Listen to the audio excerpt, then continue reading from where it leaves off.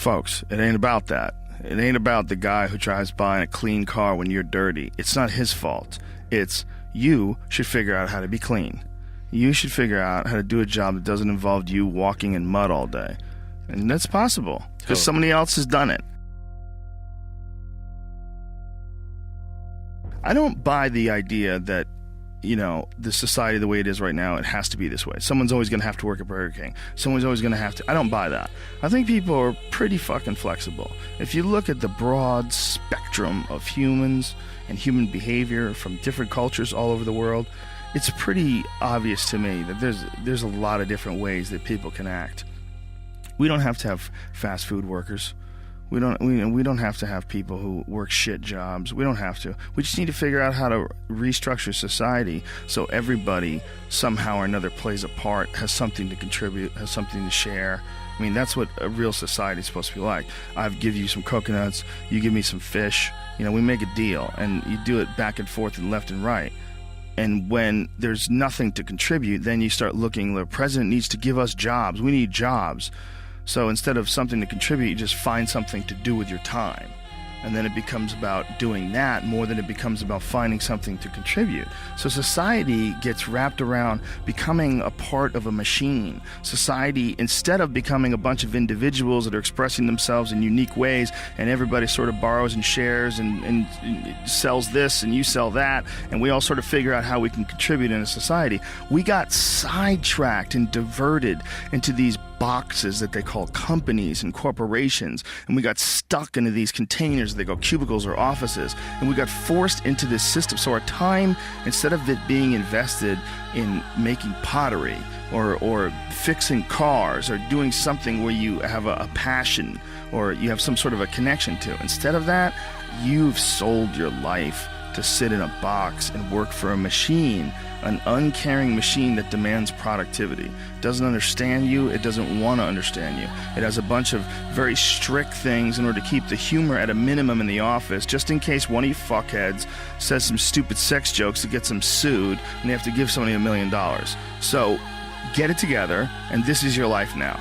No natural behavior. Everybody's wearing clothes they don't want to wear. Everybody's showing up and doing something they don't want to do. They have no connection to. That's the problem with our society. And then what's the reward for all this stuff? Go home, get a big TV. Go home, you're going to get a shiny belt buckle. You're going to get a nice purse. You're going to wear shoes that you couldn't afford last week.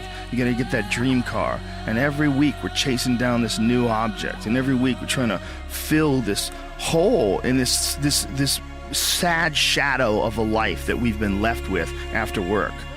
That you work 8 to whatever the hours a day plus commuting, and then you're like this. And that's your life. That's your real fucking life. All that other stuff is not your life anymore. All that other stuff is work. And most of us have committed to that. I know you've been there before, and I've been there before. And we understand that it's a trap because we got out of it. But for the people that are in it, a lot of times they don't even understand it's a trap. They just think it's a good job. They think they got dental. I'm doing really good. I got my own parking spots, got my name on it. And you're just a piece of a heartless, shitty machine that makes money.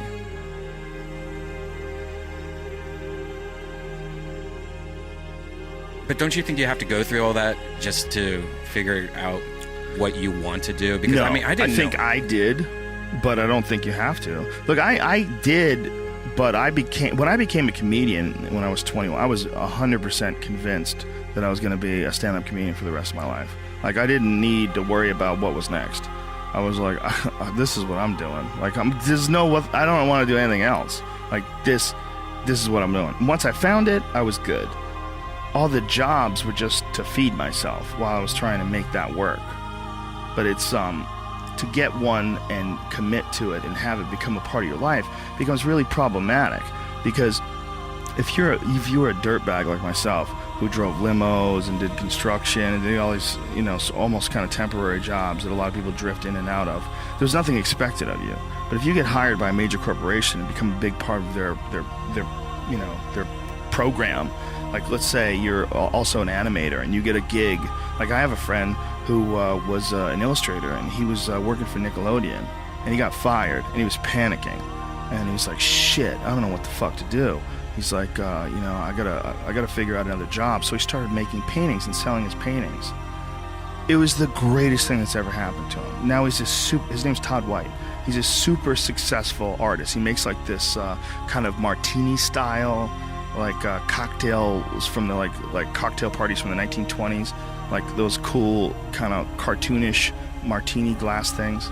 He's got a real specific, distinctive style. It's really cool. But he's a great artist. And he's also a black belt in jiu-jitsu. I know him from Jean-Jacques Machado's.